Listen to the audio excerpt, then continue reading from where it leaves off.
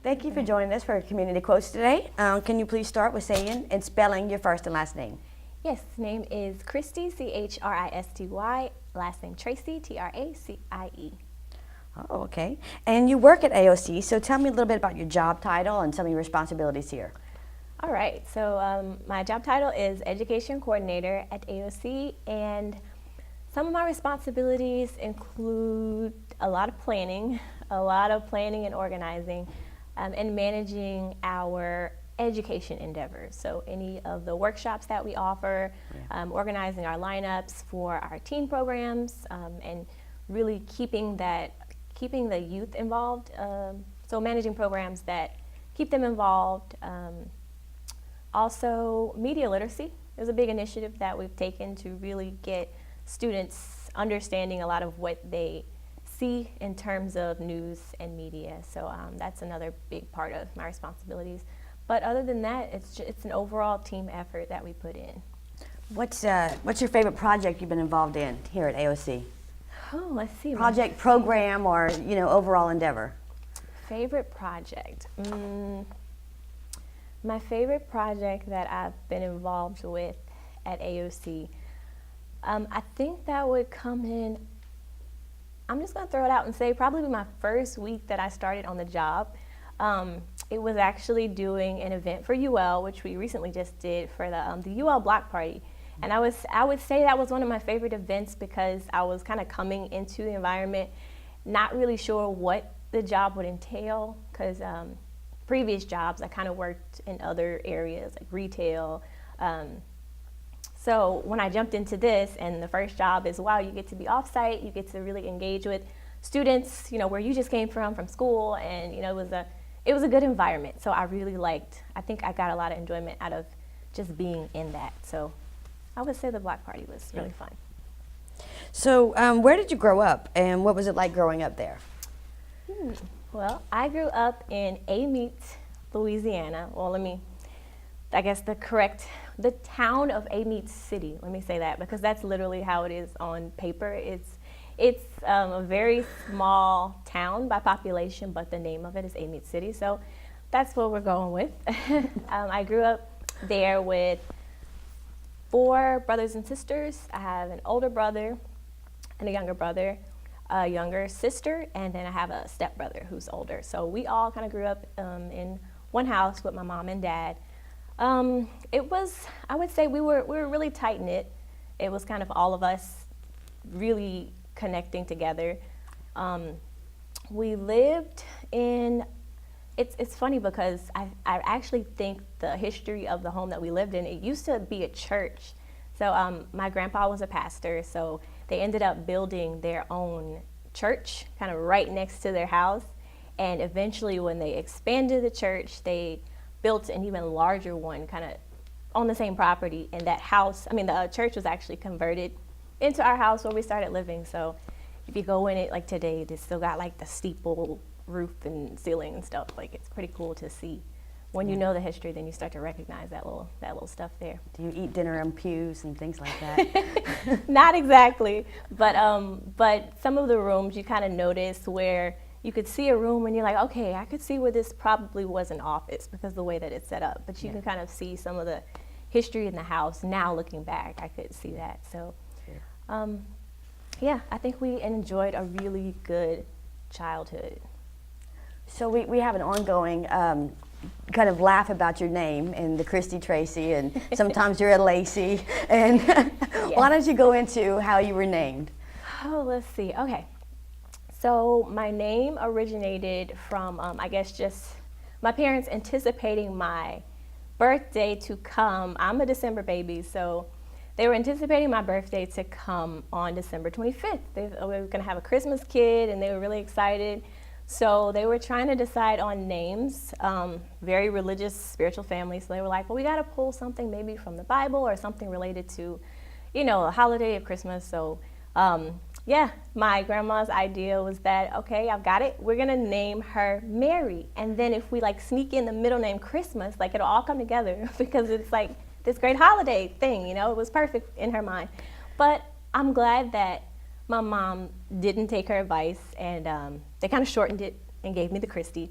So it's still got a little hint of that holiday in it. And then my middle name is Noel, so they went with the that tradition thing as well. So, but yeah, they kept the Christmas without saying Merry Christmas, Tracie. exactly. They kept pieces and parts of it, and I think they really liked the Noel part because I believe the word comes from, I think the definition in some terms is like messenger, I think. So they really liked that part of it. So yes, that's the origin of my holiday name.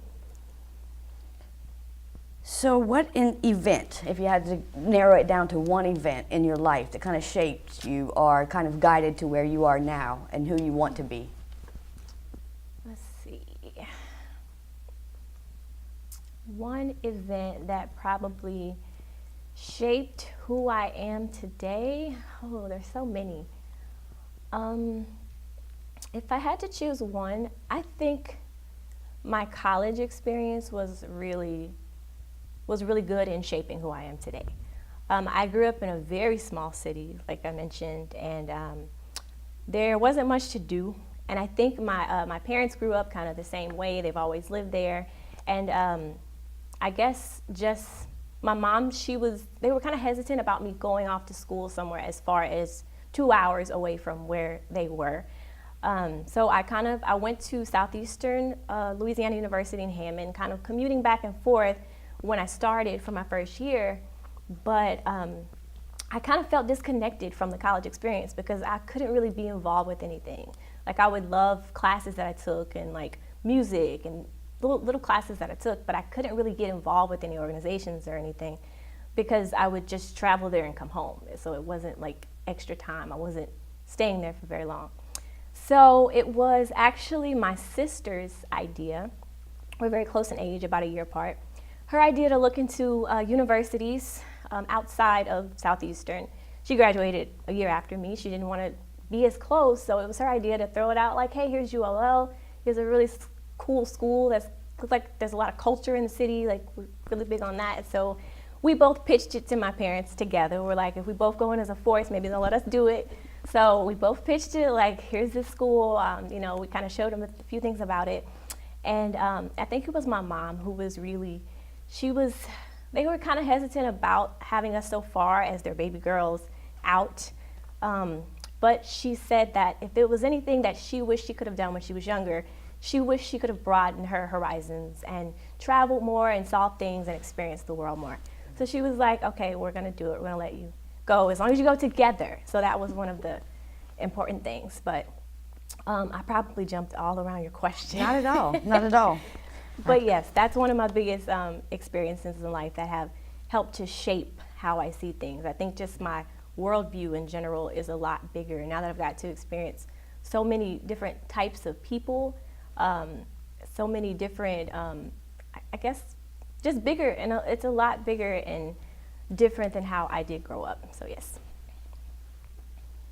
So what's the best thing about where you live now that you're in Lafayette? What's your favorite thing about it being bigger? Let's see, my favorite thing about Lafayette, I would say I love the culture. I guess Lafayette raised me for the majority of my 20s. Like I was here through a lot of change, and I think that I've grown a lot of investment into the city. So I think even 10 years from now, some of my friends ask, I'm thinking about moving to, Texas, Dallas, Houston, or Florida somewhere, but I think that I would be content with being here in Lafayette longer. I think there's more purpose here for me, so I would stick around here definitely for the next 5 to 10 years. I think I would still be here.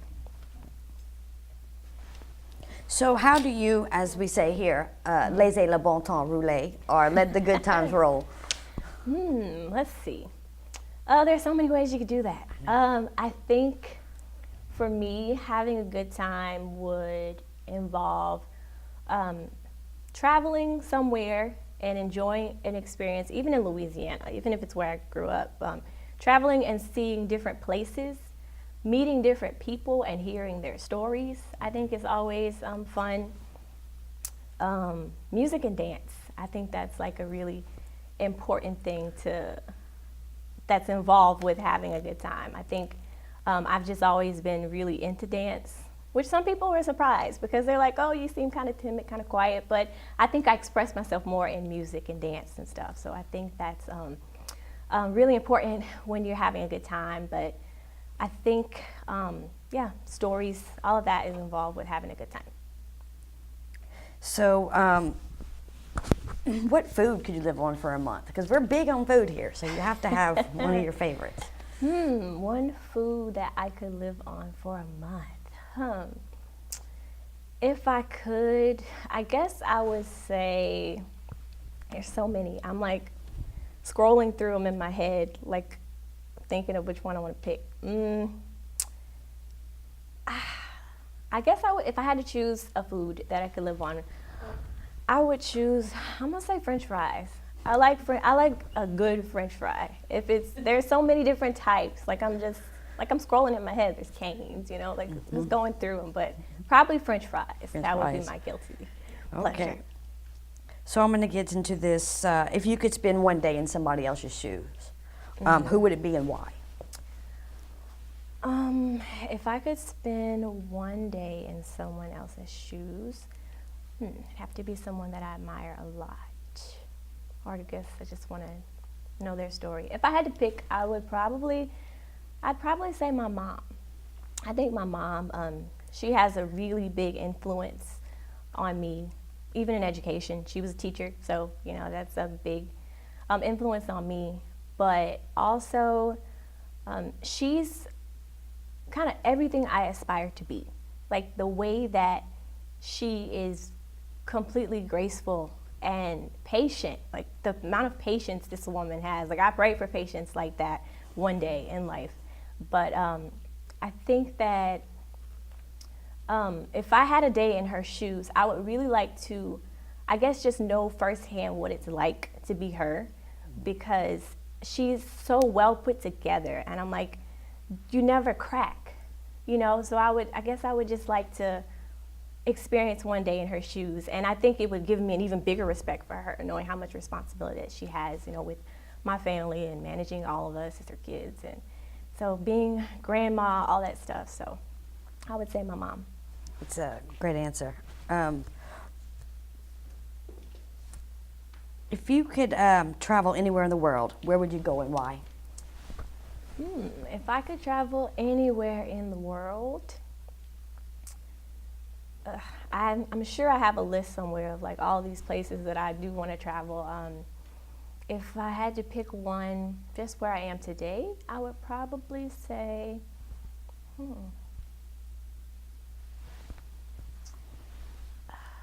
so many places. I guess I didn't grow up traveling a lot, so now that I'm like in my 20s and I can do those things, I guess, a little bit more freely, it's a huge list. I guess I can name a couple. I would love to visit Paris. I think would be really nice.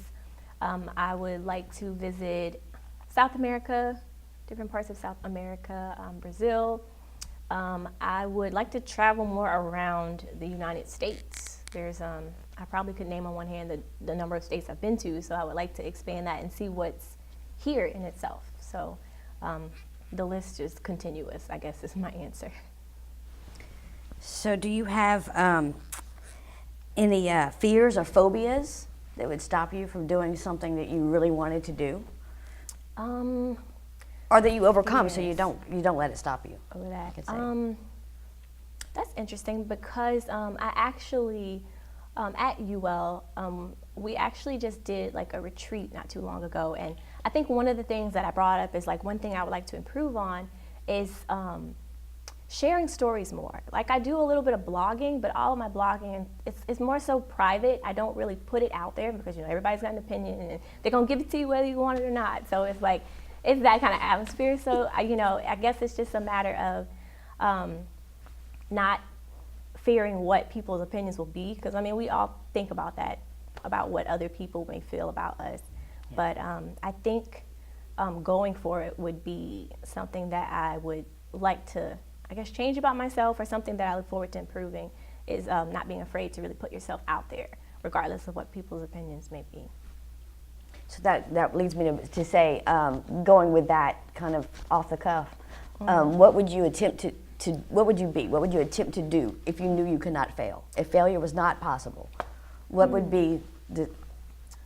One thing I think that I would like to do if I knew failure just did not exist, I probably would pursue more of the arts. It's not really a career that I've heard you can make a lot of money in, I guess, for so many of the jobs, but pursuing music or dance or something, I think that's one of the, I'd probably say my biggest thing that I want to pursue. And maybe one day, I guess since working at a nonprofit, it's really sparked a lot of interest in the nonprofit sector for me, so maybe one day that'll be something that I pursue. Well, we've talked music a couple of times. What music most defines who you are, or that you enjoy dancing to? Right. I think my favorite type of music, it could be any song actually that you just, I love vocals, but if you strip the vocals and just heard the instrumental, I would love it. I think I'm in love with instrumentals and live music. No matter what kind of music it is, I feel like if it's live, it feels so authentic. So I would say lots of different genres, like jazz. I really like jazz. And I played in the band when I was in middle school, high school, so a lot of live music. I would say anything from reggae to rock to hip hop, or even if it's just easy listening music. That's it could be those YouTube playlists of just sounds of nature, like that kind of stuff. Like all that kind of stuff is I like to listen to. So what instrument did you play in band? I started on flute. I learned the flute first and the piano, and then I learned the trombone, and then the piccolo. So that's 4 right there. But if I could have the time, I guess just the opportunity to learn violin, pretty much as many as I could, saxophone, I probably would do that. That's awesome. So if you could change one thing about yourself, what would it be and why? If I could change one thing about myself, I think I would,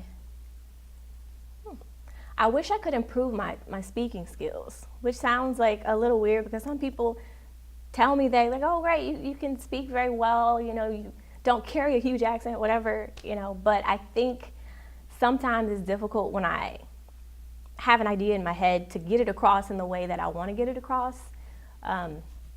I even kind of feel in this interview like I'm rambling around to get to my point. I don't know, I guess it feels that way to me, but I would like to, I guess, carry that charisma that I see, even some of my coworkers that I see really have that thing. So I think I would want to have that charisma and be able to like openly express and communicate with people and get them to open up and feel comfortable around me. Like I'll drop a name. I know that Jacob really has that, and I work with him, and I'm like, oh man, if I could just have something like that, that would be perfect. But it doesn't, I guess I'll say it doesn't come natural. Maybe some people see it like, what are you talking about? But I would have to make myself do it to get more comfortable with it, I guess. So what do you most regret? What do I most regret? I would probably say, if of regrets, I would say that I wish that, like I mentioned, me and my sisters and brothers, we all grew up together like thick as thieves. But you know, as we got older, kind of moved in different places. My brother lives in Texas, my sister lives in New Orleans. We kind of spaced out a little bit. So we're not as close as we were, but I think that's one thing that I guess I just could say I regret that we allowed it, you know, distance and time to kind of space between us.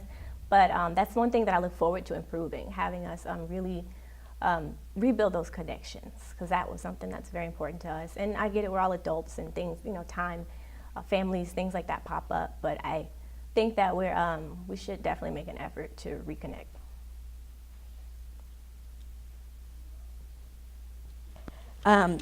Do you see yourself getting involved in any additional nonprofits besides the work you do here for AOC? I do.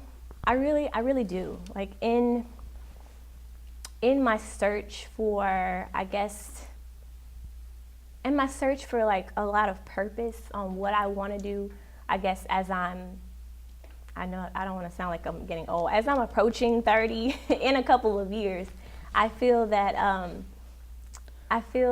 I would like to remain in the nonprofit sector.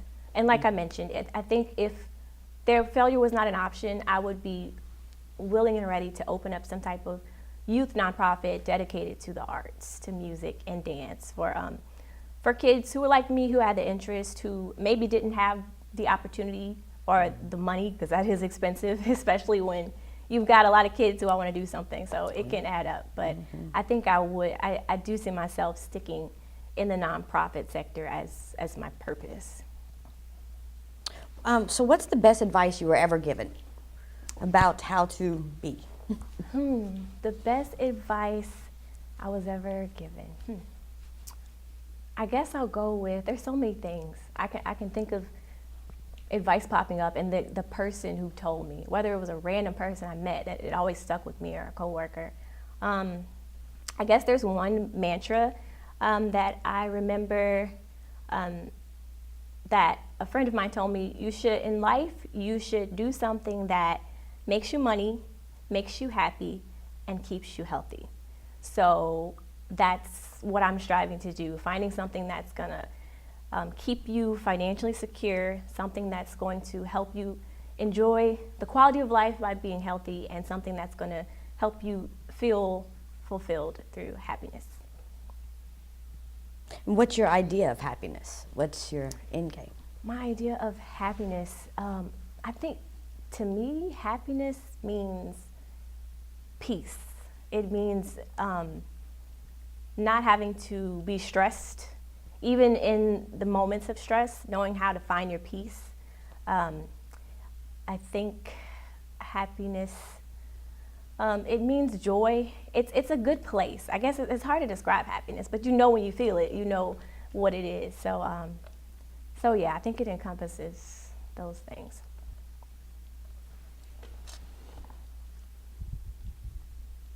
Where is your favorite place to be alone? Favorite place?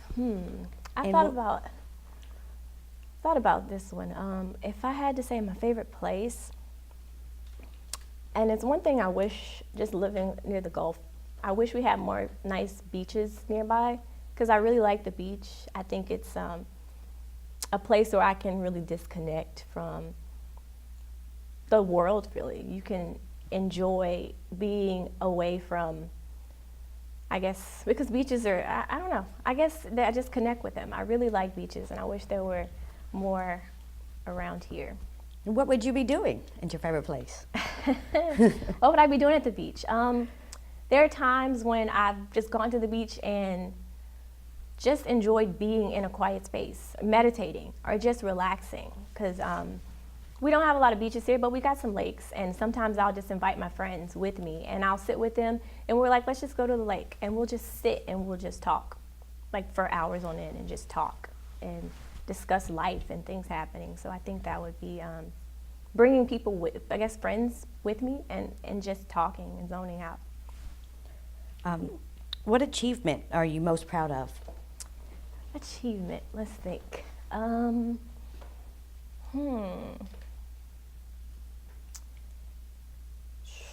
I know school was a big achievement, finishing, graduating with my diploma from high school, and then graduating from UL.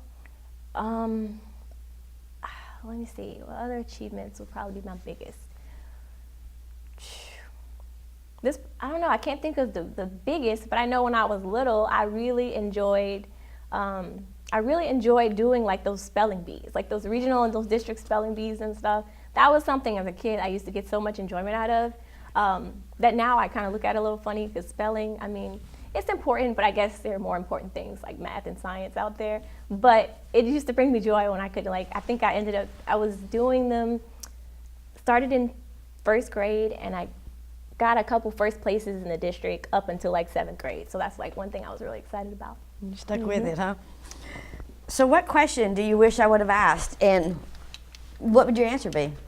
Ooh. That's probably the hardest question so far. What question did I wish that you would have asked? Probably,